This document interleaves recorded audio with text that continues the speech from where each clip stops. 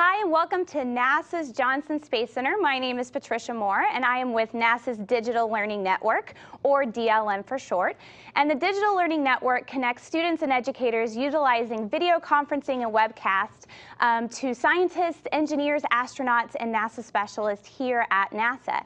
And today, the Digital Learning Network and the Public Affairs Office at Johnson Space Center is collaborating on a very special event that takes together music and the culturals of the International Space Station. So I'd like to welcome everybody here today, and there are many guests on the stage with me that I'd like to introduce. I'd like to begin by introducing our choir from Pearl Hall Elementary in Pasadena, Texas. I'd also like to mention that Pearl Hall is a part of Pasadena's Independent School District, and South Houston High School is one of these high schools that has an experiment on the International Space Station. And so thank you, the choir, for being here. I'd also like to introduce Jamie Leupold, who is their educator, and Pat Surface, who's the choir director, who's behind the scenes.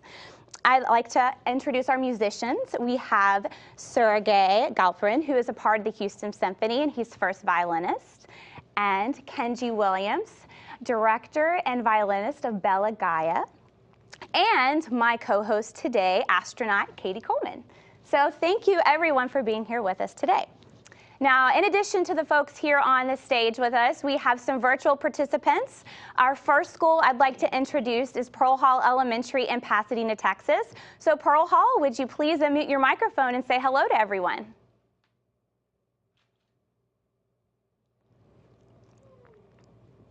Well, thank you, Pearl Hall. All right, so next I'd like to introduce our second participant. It's Tenry University, and Tenry University was crucial in allowing a special Japanese instrument to be flown to the International Space Station. So Tenry University, please unmute your microphone and say hello.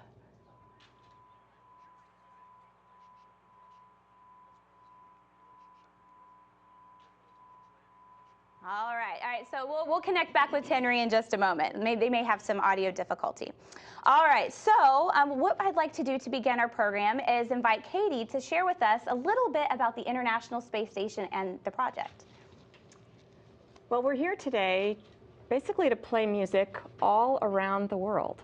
So we're here in Houston, we have a school in Japan, we have a school in Houston, and we have musicians from everywhere, and we're going to celebrate basically the international nature of the space station. It's built by 16 different countries, and when we're up there as a crew of 6, sometimes we have, some of the countries represented, sometimes others. And right now we have Koichi Wakata from Japan on the station with 2 Americans and his 3 Russian crewmates. And so we're going to celebrate the music of Russia, Japan, America, and whatever else comes to mind. We'll see. The space station itself is, I like to see pictures of it. It looks to me like it's an animation, like this was a cartoon, but that's a real place. I lived there for 6 months. Koichi Wakata and his crewmates have been up there for almost 6 as well. And it's an amazing, amazing place. People think, they feel bad for us because going to space, it's pretty small. But actually, when we're up on that space station, it's giant and huge. It's like, that picture that you saw, it's like 10 train cars all together. It's the size of a football field. So it's like train cars without, or buses without the seats in them. And in that volume, we can do science experiments, we can do all sorts of things, and we fly from place to place. One of the things that I really like to talk about is the science that we do up on the space station.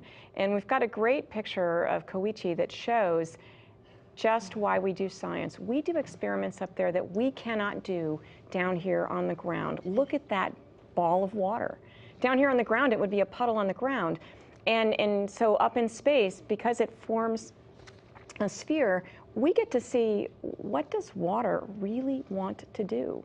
We get to grow crystals where crystals are growing more perfectly. We get to study combustion, where we're looking at candle flames that don't look like this, but actually are round and spherical. And because of that, it lets us study combustion and pollution and how things burn more efficiently up in space. So the reason we do experiments up in space is because we can do things there that we can't do down here, and because the things that we learn up there in space are things that come right back home down here to Earth. I've got a couple more pictures to show you.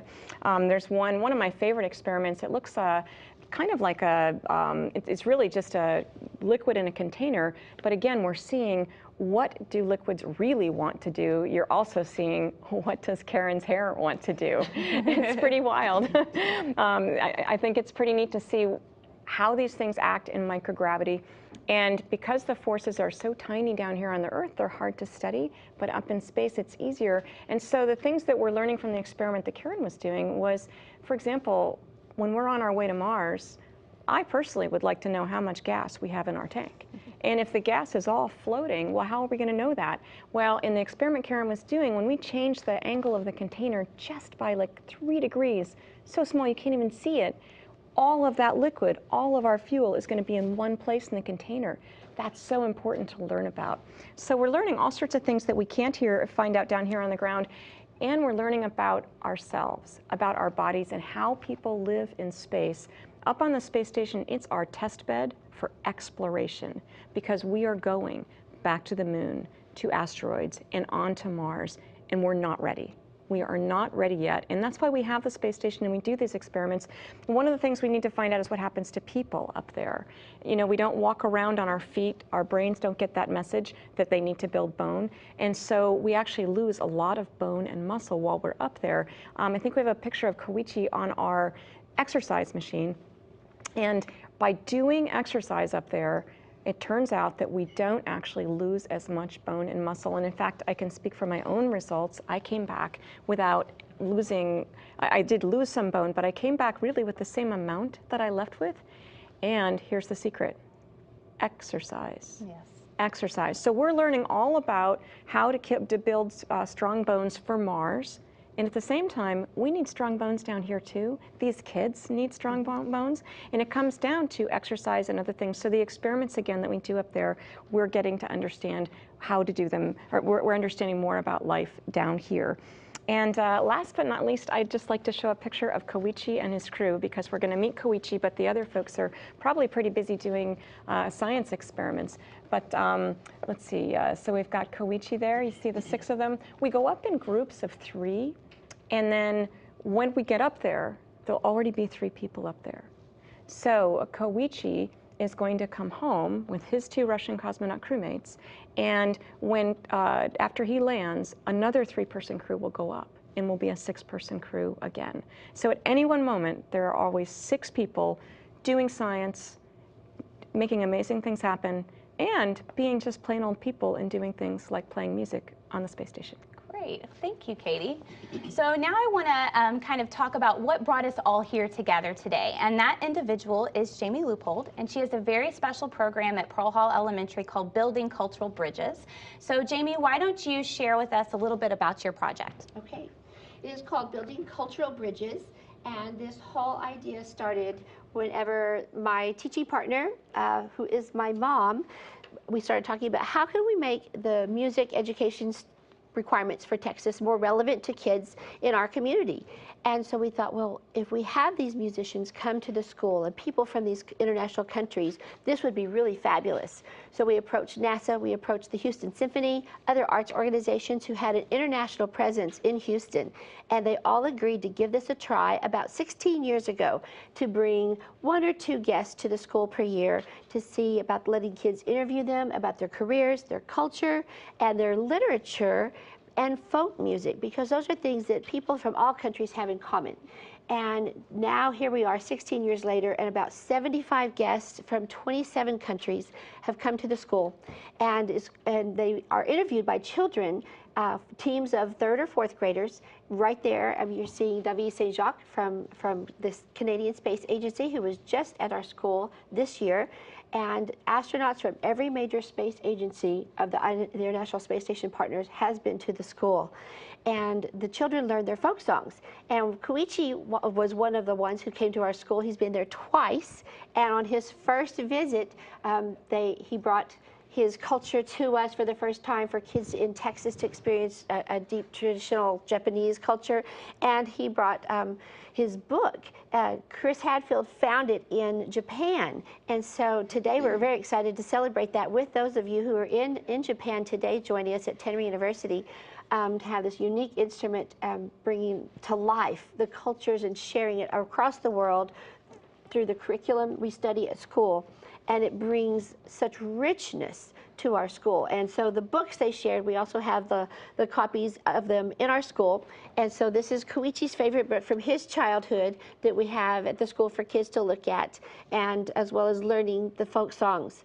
And so we partnered with the Houston Symphony, and this brought our first experience with Russian culture to our kids. And Sergei Galperin, who is a Russian-born violinist for the Houston Symphony, came and performed music for our students and shared the music of his culture. And we've done many, many performances, blending the arts and sciences of our curriculum in our schools and blending the arts and sciences of music, moving from STEM to bringing in the arts and moving that into STEAM, which I know something we're hearing a little bit more coming from headquarters at NASA about in the education program. Very exciting.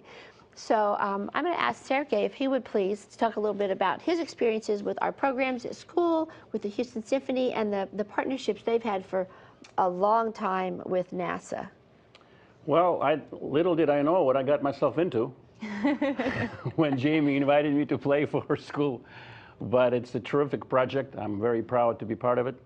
I was born in Moscow, moved to New York City and went to Juilliard School and joined the Houston Symphony 17 years ago.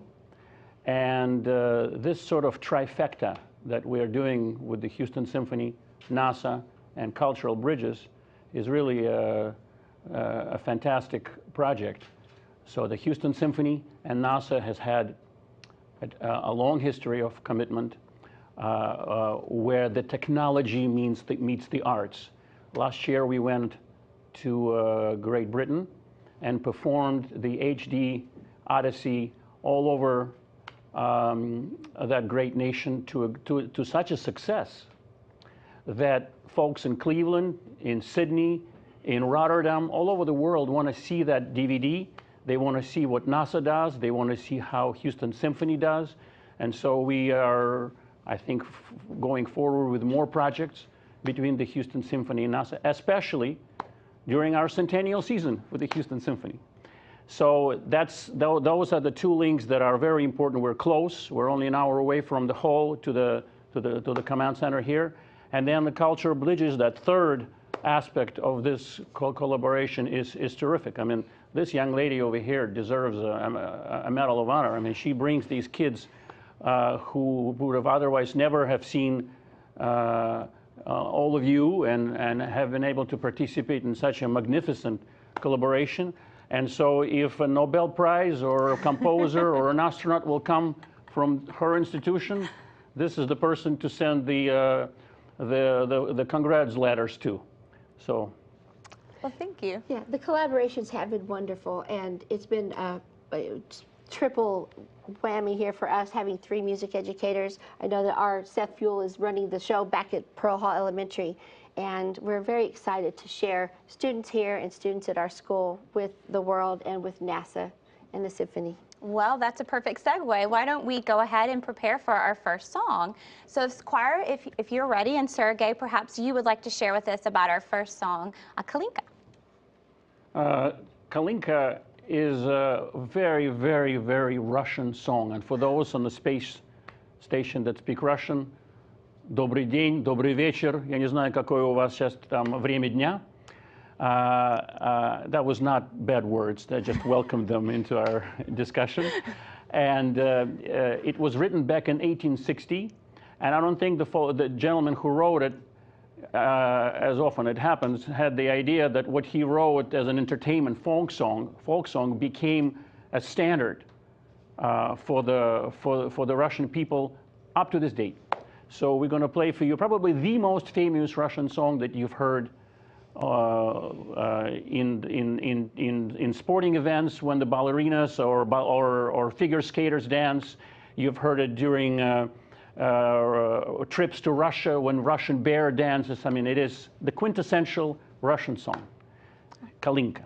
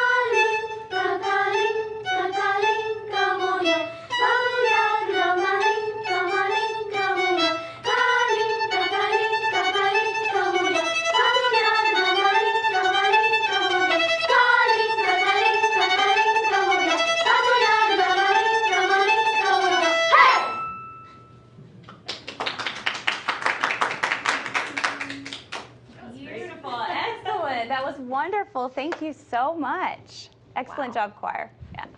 All right. So in a few minutes, we're going to have a very special opportunity to speak with Commander Koichi Wakata on the International Space Station. So while we're waiting for that to occur, I'd like to give students at Pearl Hall and also at Tenry University a chance to ask Katie a few questions about her experiences in flight. So we are going to begin with our first school. So Pearl Hall, if you could please unmute your microphone and ask your first question. Hi, my name is Laura, and my question is, what is the best adventure you've experienced as an astronaut? Well, Laura, some people think that launch is the most important thing that we do, and it is actually like really exciting. But I will tell you that living on the International Space Station for almost 6 months, I loved it up there. And if I could have brought my family with me, I have a son who's about 13. He was 10 when I went. If I could have brought him and my husband with me, I wouldn't have wanted to come home. It was the best adventure ever, and I can't wait to go back. All right, thank you, Pearl Hall. Let's go to Tenry University. Please unmute your microphone and ask your first question.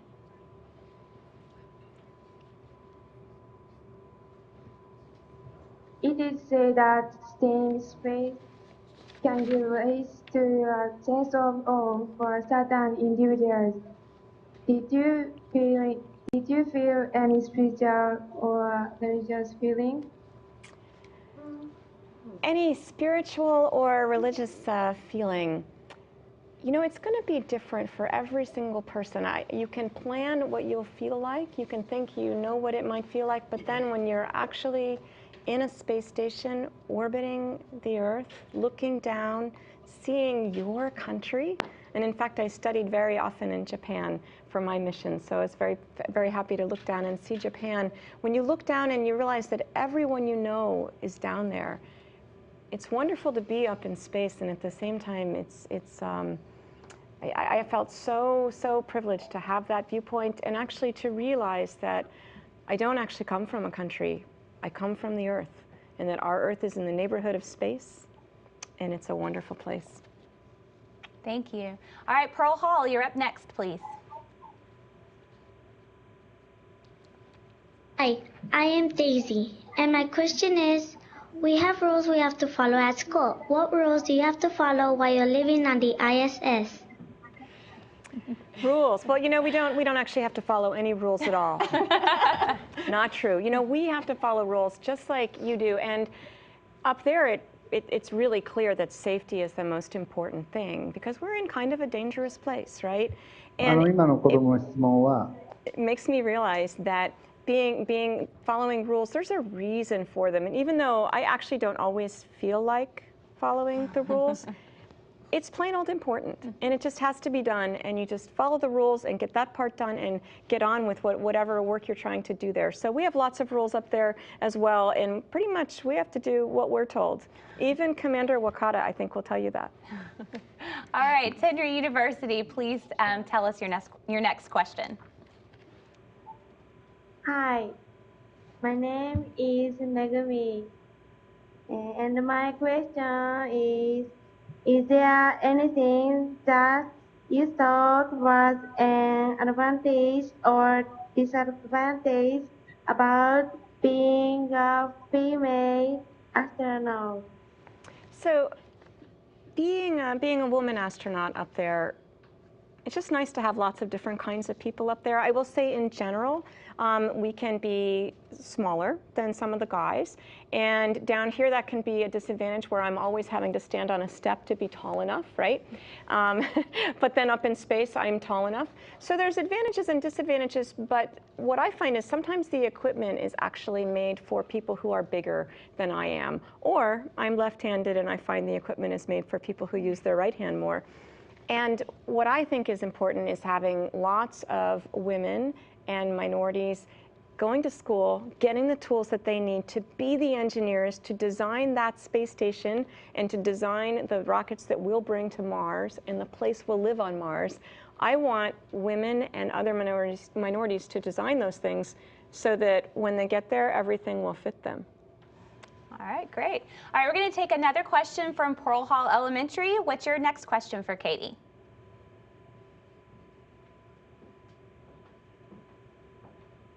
My name is Myra, and my question is, if you could be the first person on Mars, what would you want to take with you?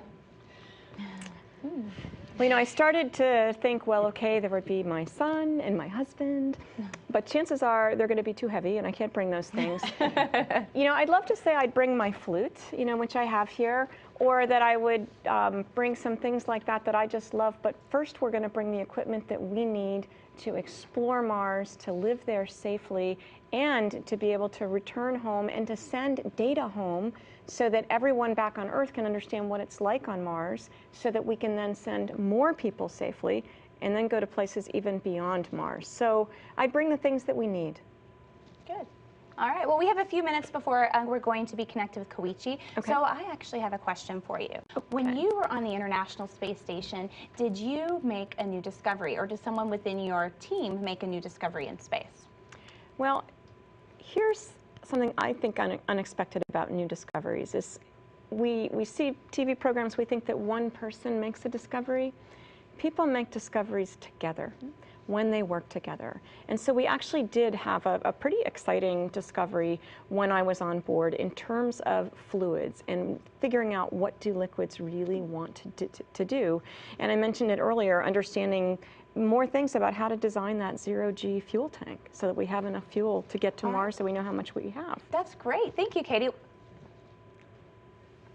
All right, it looks like we're going to begin our event, so let's stand by just a few seconds, and we're going to be joined with Commander Koichi Wakata on the International Space Station.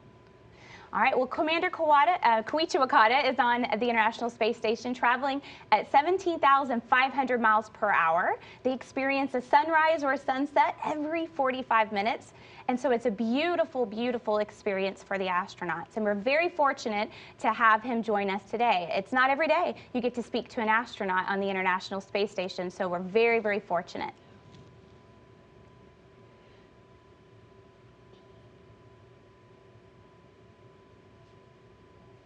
Can we hear Koichi yet? All right, we're waiting. We're standing by. We're waiting Station, for Koichi. this is Houston. Are you ready for the event? Houston Station, I am ready for the event. Woohoo! Music and space participants, this is Mission Control Houston. Please call station for a voice check. All right, ISS Commander Koichi Wakata, this is Patricia Moore at Johnson Space Center. How do you hear me? Patricia, I have you loud and clear. I'm glad to join you for this event. Great. Thank you, Koichi. Here at the Johnson Space Center, we have several folks on stage with us. We've got the students here at Pearl Hall Elementary. We have Katie at Coleman here. We have their educator, Jamie Leupold. We have Sergey Galperin, and we also have Kenji Williams. And so I wanted to let you know everyone we have. And I'd like to give you a chance to share with us what's going on the space station, a little bit about the special show instrument you have on the International Space Station, and then I hear you're going to play a duet for us as well. Yes, thank you very much for helping out. And yeah, this is the musical instrument show, and this was launched on the SpaceX 3 Dragon spacecraft. Actually, until I got to space, I never saw touch this instrument, so it's quite an honor to be able to see this and then play this musical instrument. Well, thank you, Koichi. So I'd like to give Kenji an opportunity to talk with you a little bit. You're going to play a special duet for us. So maybe you want to start off by talking a little bit about the instrument, and then maybe Kenji can jump in and you guys can get started. Okay. Yeah, Kenji, nice to talk with you.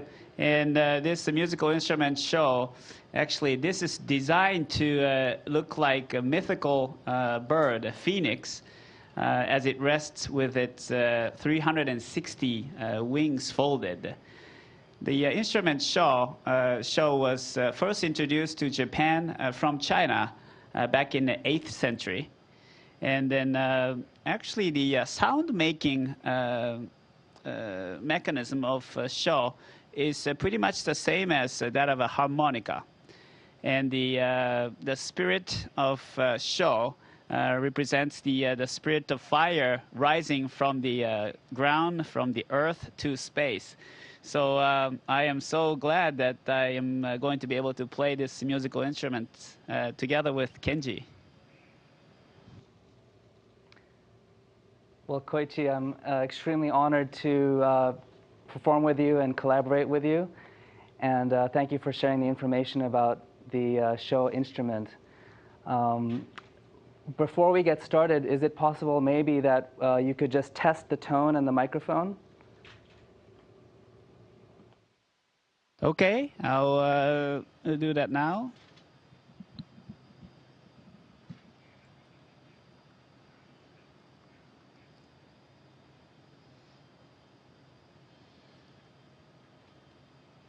Okay, here we go.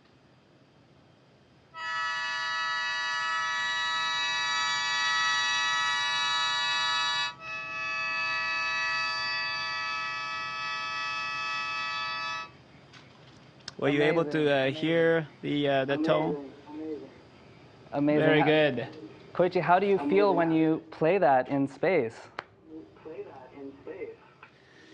It's a very soothing sound, and it's really a comfortable tone, and it really fits this microgravity, floating in the microgravity. All right. Great. Kenji, would you like? Yes. So, Koichi, I would like to perform with you. And just a note about the toning of this, I had to tune my violin down to 430 hertz to match the tuning of the show, which is a very particular tuning. And given that the show is an instrument to tune the cosmos traditionally, I would like to dedicate this collaboration and performance as a prayer for our planet Earth, for our family and our loved ones in healing our loved ones and our family and our planet Earth. So shall we get started now?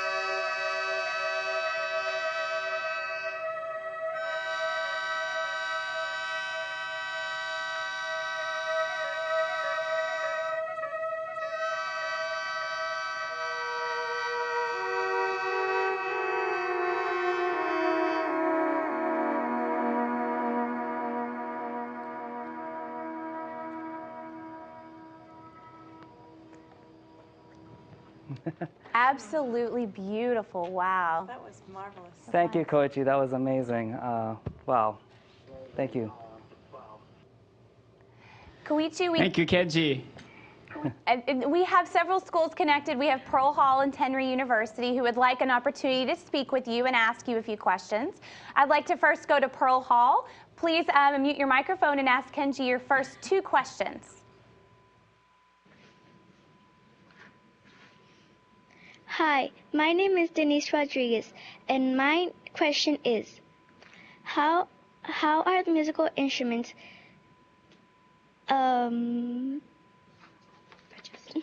how are musical instruments adjusted in order to play on the ISS? What are the differences between playing on Earth and in space? Wow, that's a very good question. Here on board the International Space Station, we have air, and the pressure of the air is pretty much same as the pressure on the ground. So the acoustic characteristics of the air that we breathe here inside of the space station is the same as on the ground. As a result, sound of our voice, transmits very similar. That's why we do not need to make any special adjustment of many musical instruments that we have. And then we can play it and listen to the musical instruments like on the ground here on board the International Space Station.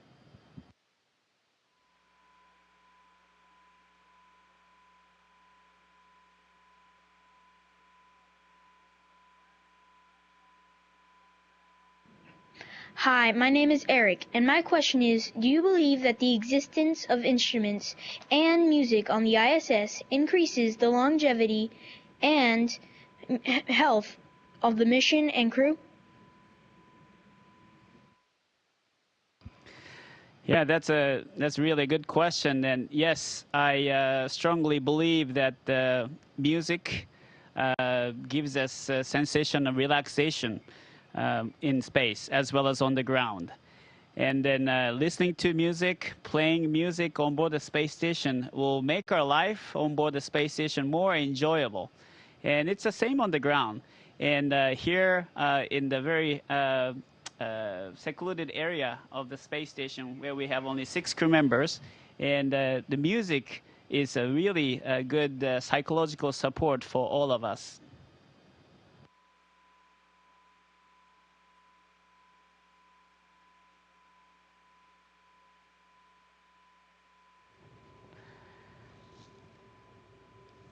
All right, so Tenry University, their first question is, how will 3D printing support future human missions in space?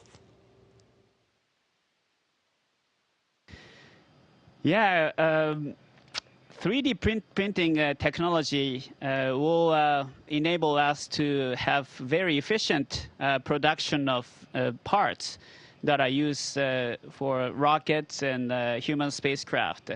And right now on board the space station, we don't have 3D printing machines, but there are a lot of parts that are already used in the space station program that came from this 3D printing production. And maybe when we go to Mars or asteroid, probably Mars, astronauts may be making our own parts that are needed to continue the space flight and the activities on Mars using the technology of 3D printing productions. Here at Tenry, let's give you guys another shot. Please unmute your microphone and ask your next question, please. では、マイクロフォンを持って質問してください。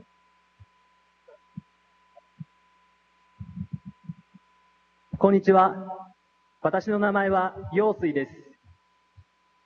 JAXA では宇宙ステーションで実験を行っており、半導体物質が微重力状態でどのように成長し、結晶化するかを研究しています。この研究では、地上での科学技術向上に役立ちますでしょうか？ Hi, my name is Shizuo. JAXA has an experiment on the space station that is looking at how semiconductor materials grow and crystallize in microgravity. Will this research help improve technology on Earth? はい、国際宇宙ステーションでは、微小重力というものがふわふわ浮かぶ、そういう環境を利用してさまざまな材料実験が行われています。そのうちの一つが、半導体の結晶成長実験です。そしてこの微小重力環境を使って均質な良質な半導体の材料を作ることができますので、こういった研究を通して地上での半導体の材料の開発に役に立つような成果が出てきています。ちょうど今私がいるこの皆さんから見て右手の方にも実験装置がありまして、先日まで光実験というもので、これはシリコンとゲルマニウムの、半導体の結晶成長実験を行っているところです。Yeah, definitely, we have been conducting experiments of producing or developing the technology of semiconductor materials in onboard the space station, utilizing the very unique microgravity environment on the space station. And by utilizing this microgravity environment, we can make very good, high-quality, homogeneous materials of semiconductors, and that will benefit the enhancement of the technology of semiconductor development or production on the ground. And until recently, we have been conducting an experiment called the Hikari experiment that we tested or experimented the semiconductor materials using silicon and germanium. And that's done in this Kibo module just next to me here. Pearl Hall, you're up next. Please ask your next question for Koichi.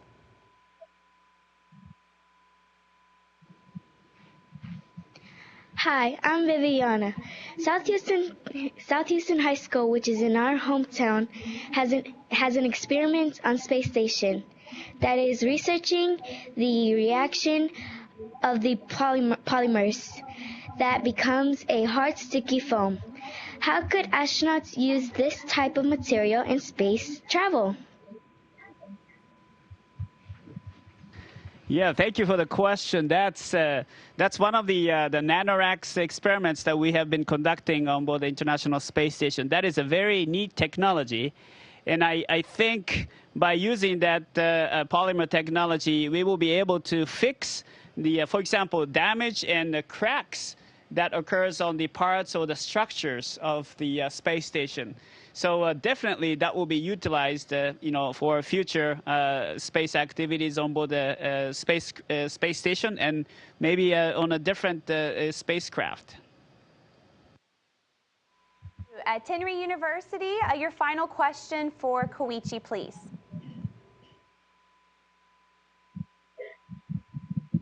こんにちは。私の名前は静雄です。将来 3D プリンターを使うことは宇宙での任務にどのようにメリットがあるのでしょうか。そうですね、現時点で 3D プリンターを使って宇宙ステーションでは使ってませんけれども、すでにさまざまな、製品の 3D プリンターを使った製品というのが、宇宙開発には使われていますし、この有人宇宙活動においても例えば将来私たちが国際宇宙ステーションのような地球低軌道を越えて、月、小惑星、そしてまた火星といったところに行って活動するときに、特に火星に行ったような時っていうのは、故障したものを直すために新しいパーツが必要になってくることがあるんじゃないかなと思いますね。でそういった時にその 3D プリンターのプリンティングの技術を使えば宇宙飛行士が火星へ行って、パーツを作ってそれを使っていろんな作業修理そういったものができるんじゃないかなというふうに思います。This is a very similar questions that I received earlier, but we already have a variety of parts that are made from the 3D printing technologies that are right now used on the space station and other parts of the space development. And I'm hoping and I believe that in the future when we go beyond low Earth orbit, for example, to Mars, astronauts will be able to make new parts utilizing the 3D printing technology that are needed for repair and maintenance of a spacecraft or a space structure that we will have on board on Mars surface. So it's a very unique and a very interesting and very important technology. Thank you. And thank you. We have time for one last quick question from Pearl Hall Elementary.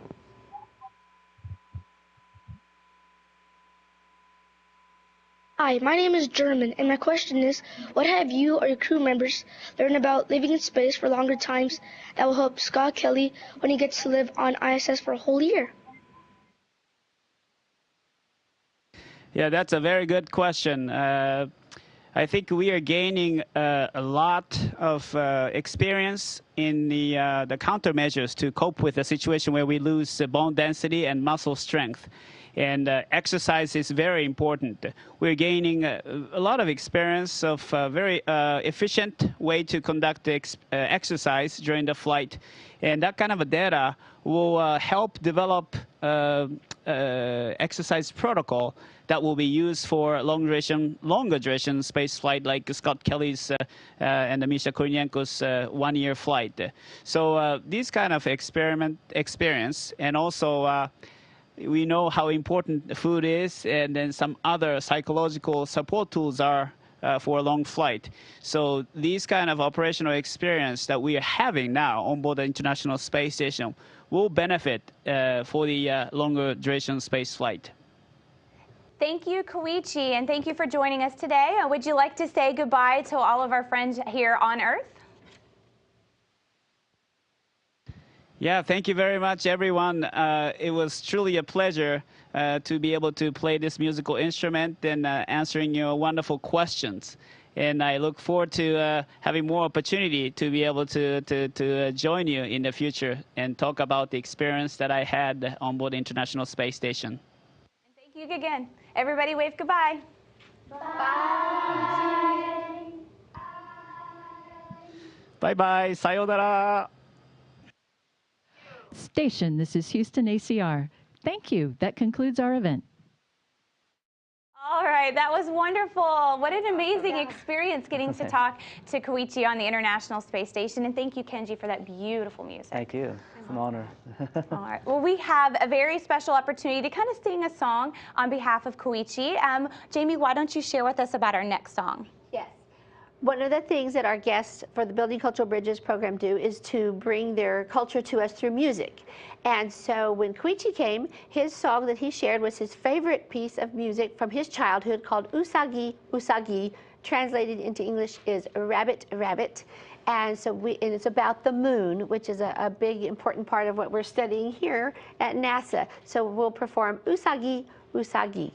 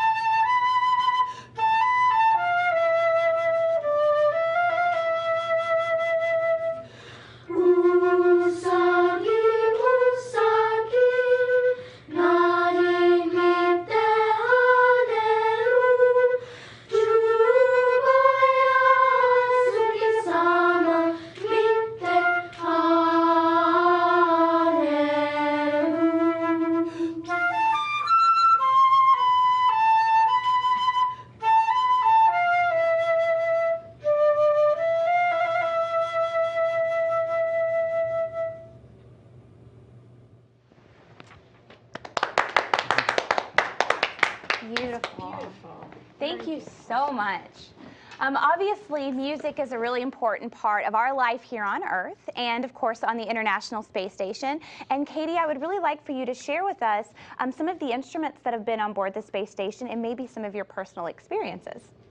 Well, I think some of you know that I play the flute, and I've done that since I was a kid, but I wasn't a professional flute player. I just like to play, and I like to play with people. When I went up to the space station, I had a little room to bring a few things. I did bring my flute. In fact, it's actually this one right here. And it's been 93 million miles, wow. I think, something like that. It went around quite a... And in fact, I brought several other flutes up to the space station as well, because it was important to me to share my space station experience in that way. I think we've got some neat video of just my instruments and other folks, and I'll just kind of talk through it while we watch. I love just showing people that it's a different world up there. And when you saw Koichi tossing the show back and forth and just kind of tumbling around, this is a duet that I played with Mr. Ian Anderson of the musical group Jethro Tull. He was the person that brought the flute to rock music. And so we played a duet, and it was actually the first duet between Earth and space. Wow. So I don't mean to show you up, Kenji. But we've had a number of people bring instruments up, and even just, listening to music, having fun together, having fun with your friends on the ground. This is part of a music video called World by Five for Fighting, where it said, what kind of world do you want? And that's just something that's really important for all of us to think about. And I think when we get together and we play music, this is myself and the Chieftains, a group called the Chieftains. I brought a penny whistle and a 150-year-old flute up to the space station for that group. And we're playing with the Houston Symphony. And to me, it was important to play together. The fact that I played their instruments up in space, and then I brought them home, and I got to talk with them and play with them. And if you see me right here, I'm playing a duet with Mr. Matt Malloy. And I will tell you that I'm very nervous. And I think it's really important for our students here and for people who play instruments to realize that you don't have to be the best in the whole world. You just have to want to share, and that it takes a certain amount of being brave. Here's Chris Hadfield playing the guitar. He's a wonderful guitar player and singer, songwriter. Is he the best in the world? Well, probably not, but was he willing to be brave and share? He was, and in fact, here we are playing. It's our group that we play together with Chris on the ground, Bandela. We're playing with the Houston Symphony, with the Chieftains, and we're playing Moon Dance. And so Chris was on the space station. We were in Symphony Hall right here in Houston, and together we played music together, just like Koichi and Kenji just did. And one of the earlier questions that we had was about whether there is something spiritual or just a sense of awe that you would have in being up on the space station. And I don't think it's just because I've been there, but when Kenji and Koichi played, and we watched the video of sailing over the Earth, and video inside the space station, and Koichi floating around, and I think Koichi was actually entranced when he played that instrument. Longer than we planned. I mean, I think he was getting into it. I think it just, there's something special that happened. That moment live together, even though he was on the space station going 17,500 miles an hour. Even if you can't be physically close, you can be together in spirit. And as we travel further and further, I think that that's really more and more important. And one of the ways, actually, just for me, anyway, not to be, lonely, was to put on music that my group would play when we would play together, that Bandela would play. I would put that music on, and I would go up to the cupola, which is in the middle of our space station. So people are sleeping on either end of the space station. That means that the cupola is a reasonable place to play. You're not going to wake anybody up. It was usually nighttime. And I would open the window shutters, look at the Earth, listen to my friends back on Earth playing music, and play along, and we were together in spirit. Wow. And I just think it happens every time you get brave and you play. And all of us that play, I think, are, have to be a little brave to play, and I very much congratulate our choir today for being brave. And standing up in front of everyone and saying, I'm proud just to share. So music is special, and it's certainly special on the space station. It is, and I know there's been several musical instruments on the space station. You mentioned your flute and the instruments you brought. Can you think of any others that have been in space? Well, we've had a keyboard. You saw Luca with the keyboard. I wanted to find it before the shuttle mission came up because Greg Johnson from SDS-134 plays the keyboards. So I looked on the inventory management system for keyboard. Of course, like hundreds of keyboards showed up, like 60. Not hundreds, but 60, because every computer has a keyboard. Yeah. But then I looked at the locations, and there was one that was stored in a really big place. And sure enough, behind this big rack was the keyboard. Don Pettit made a didgeridoo. We've had several guitars. There's been a trumpet. In fact, Wow. Frank Culbertson, I think, played taps, unfortunately, after 9/11. Yep. There's special ways to express yourself, and even if we don't bring musical instruments, there will be music on that space station. That's right. Well, thank you.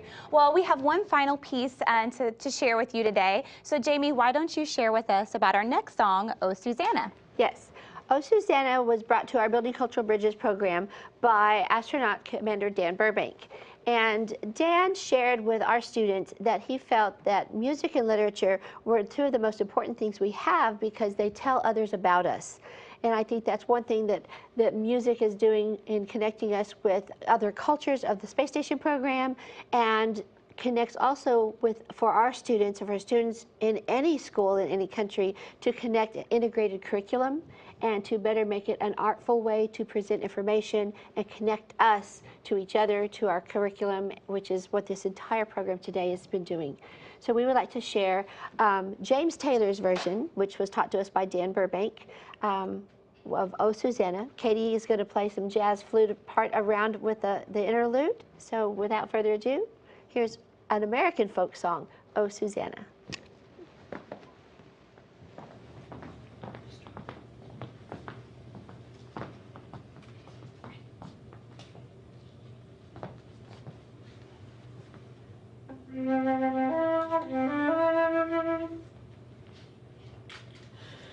Well, I come from Alabama with his banjo on my knee, and I'm bound for Louisiana, my own true love for to see. Well, it rained all night the day I left, the weather was bone dry. The sun was so hot I froze myself. Susanna, don't you go on and cry. I said, oh, Susanna, now don't you cry for me, 'cause I come from Alabama with his banjo on my knee. Well, I had myself a dream the other night when everything was still. I dreamed that I saw my girl Suzanne a-coming round the hill. A buckwheat cake was in her mouth, a tear was in her eye. I said that I come from Dixieland, Susanna, don't you go on and cry. I said, oh, Susanna, now don't you cry for me, 'cause I come from Alabama with his banjo on my knee.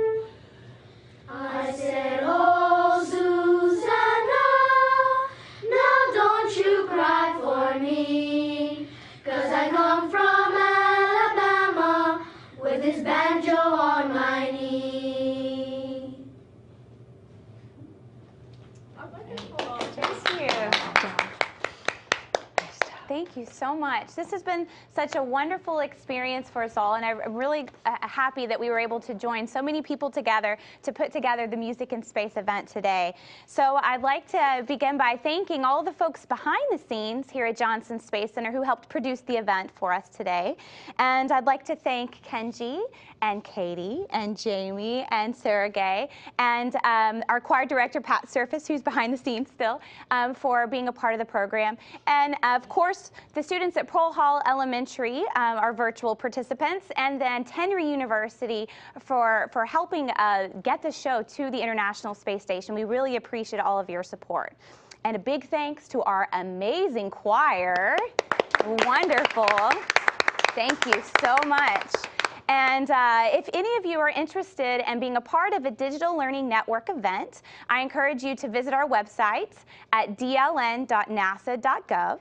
And to all of you watching on the DL Info channel and on NASA television, on behalf of everyone, thank you for joining the Music in Space program. Bye. Bye.